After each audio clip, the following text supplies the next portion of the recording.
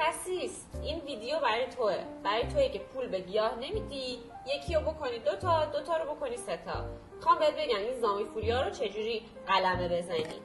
برای قلمه زدن یه قیچی احتیاج داری، یه الکل. همه قسمت های زامیفولیا قلمه میخوره. قیچی تو ضد عفونی میکنی، از برگش یه قلمه میگیری، یک هات میزنی اینطوری و بعد توی بستر قلمه توی این سایز گلدون میکاری.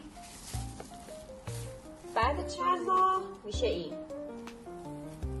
خب حالا اینو درش بیاریم ببینیم چجوری ریشه دار شده.